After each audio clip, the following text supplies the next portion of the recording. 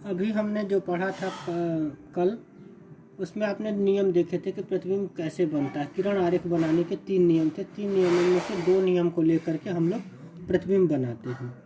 अवतल दर्पण और उत्तल दर्पण द्वारा प्रतिबिंब का बनना। तो हम लोग अभी पढ़ने जा रहे हैं जो अवतल दर्पण द्वारा प्रतिबिंब का बनना।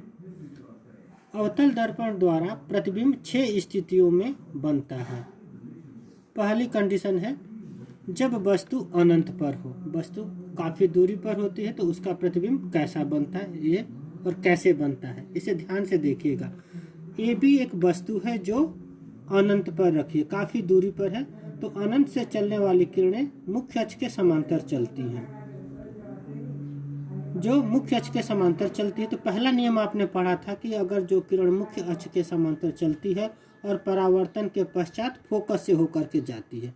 इसी प्रकार नीचे से भी 2 किरणें जा रही हैं, 2 किरणों को हमने लेकर के चला था, और जहाँ कटान बिंदु होगा वहाँ पर वस्तु का प्रतिबिंब बनता है।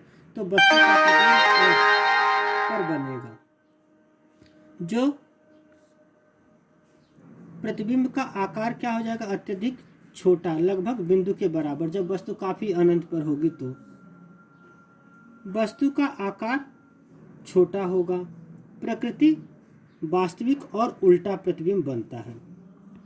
ये पहला शर्त थी कि जब वस्तु कहाँ रखी है, अनंत पर। दूसरा, जब वस्तु अनंत और वक्रता केंद्र के मध्य हो। वस्तु जो है अनंत और वक्रता केंद्र के मध्य रखी गई है, तो वस्तु के शीर्ष से चलने वाली किरण मुख्य अक्ष के समांतर जाती है और परावर्तन के पश्चात फोकस से होकर के जाती है।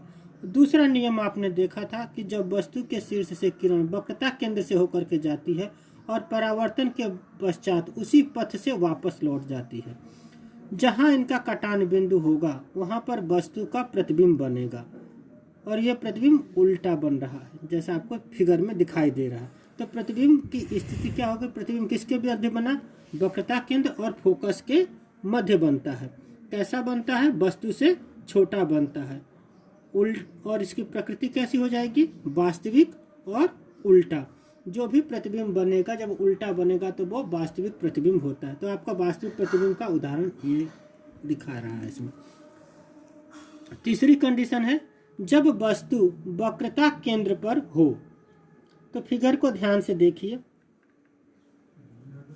एक हमने अवतल दर्पण Mn लिया हुआ है और वस्तु जो है अब वक्रता केंद्र पर रखी गई है।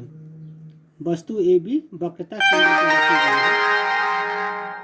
वस्तु के शीर्ष B से मुख्य अक्ष के समांतर चलने वाली किरण परावर्तन के पश्चात फोकस से होकर के जाएगी और दूसरी किरण भी जो वस्तु के शीर्ष से फोकस से होकर के जा रही है। तो ये तीसरा नियम था, वस्तु के फोकस से होकर के जाने वाली किरणें परावर्तन के पश्चात मुख्य अक्ष के समांतर हो जाती है। तो जो ये MB रेखा जो दिखाई दे रही है वो क्या हो गई, AP यानी कि मुख्य अक्ष के समांतर हो गई। जहाँ कटान बिंदु होगा वहाँ पर वस्तु का प्रतिबिंब बनता है।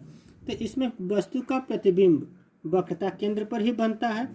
आकार क्या हो जाएगा, वस्तु के बराबर बनता है। कैसा बनता है प्रतिबिंब, प्रकृति इसकी वास्तविक और उल्टा बनता है।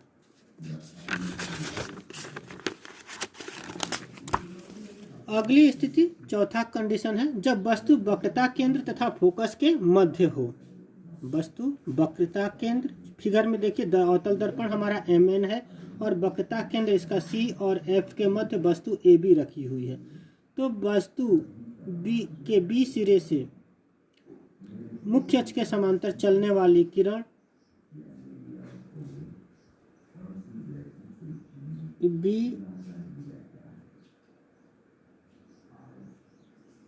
O है जो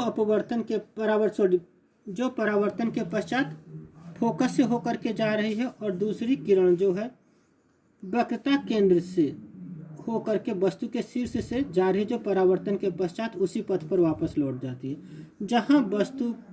जहाँ ये किरण दूसरे को काटती है तो कटान बिंदु पर वस्तु का उल्टा प्रतिबिंब बनता है। तो इस स्थिति में प्रतिबिंब की स्थिति वक्रता केंद्र और अनंत के मध्य होती है। आकार इसका वस्तु से काफ़ी बड़ा हो जाता है। प्रतिबिंब की प्रकृति वास्तविक और उल्टा बनता है। अगली कंडीशन, जब वस्तु फोकस पर स्थित हो।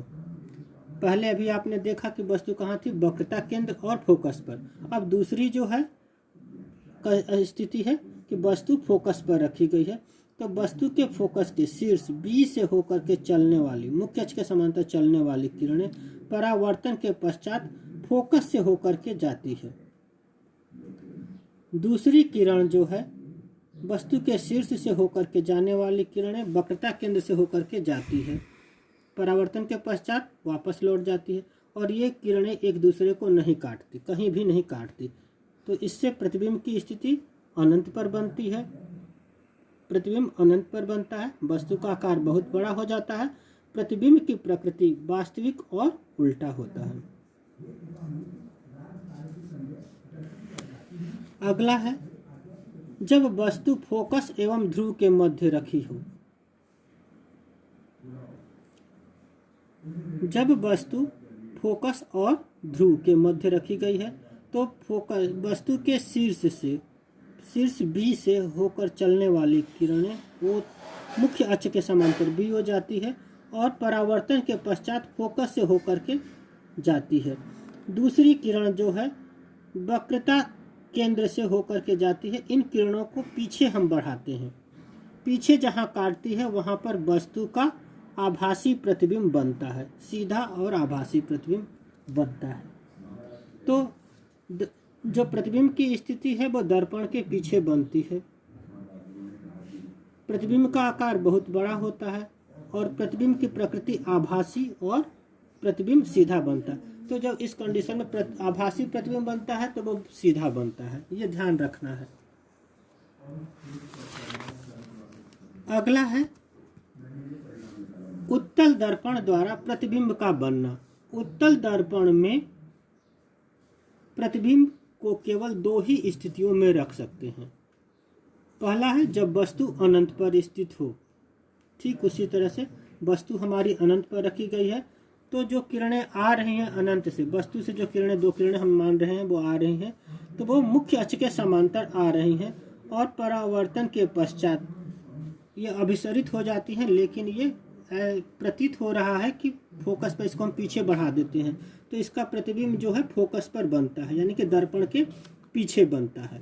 इसका आकार बहुत छोटा होता है और प्रतिबिंब की प्रकृति आभासी और सीधा होती है। उत्तल दर्पण में जो प्रतिबिंब बनता है वो सीधा बनता है और आभासी होता है। आभासी प्रतिबिंब सीधा बनता है, ये ध्यान रखना है। दूसरी कंडीशन इसमें, जब वस्तु उत्तल दर्पण के ध्रुव तथा अनंत के मध्य हो तब, यानी कि दर्पण के, उत्तल दर्पण के सामने जो वस्तु ध्रुव और कहीं भी किसी भी स्थिति पर रखी होगी तो उसका एक ही स्थिति पर प्रतिबिंब बनता है। तो इस तरह इसमें भी वस्तु AB जो है दर्पण के और उत्तल दर्पण के सामने रखी गई है। दर्पण वस्तु के शीर्ष B से होकर चलने वाली किरणें परावर्तन के पश्चात अपसरित हो गई और इस किरण को हम पीछे बढ़ाते हैं जो फोकस पर होकर के जाती है, फोकस से होती हुई जाती प्रतीत होती है। दूसरी किरण जो है दर्पण वस्तु के शीर्ष से होकर के वक्रता केंद्र पर जाती हुई प्रतीत होती है और जहाँ कटान बिंदु होता है वहाँ पर वस्तु का, इसको मिला देते हैं, वे वस्तु का प्रतिबिंब बनता है। ये A' B' ये वस्तु का प्रतिबिंब बन रहा। इस स्थिति में प्रतिबिंब की स्थिति जो है फोकस तथा ध्रुव के बीच बनता है। फोकस और ध्रुव के बीच प्रतिबिंब बन रहा है और दर्पण के पीछे बनता है। प्रतिबिंब का आकार छोटा होता है। प्रतिबिंब की प्रकृति आभासी तथा सीधा होता है। तो इस तरह से आपने उत्तल दर्पण और अवतल दर्पण में बने प्रतिबिंब के किरण आरेखों को देखा। इसको ध्यान से पढ़िएगा, बार बार सुनिएगा और इसको कॉपी में नोट कर लीजिएगा। धन्यवाद।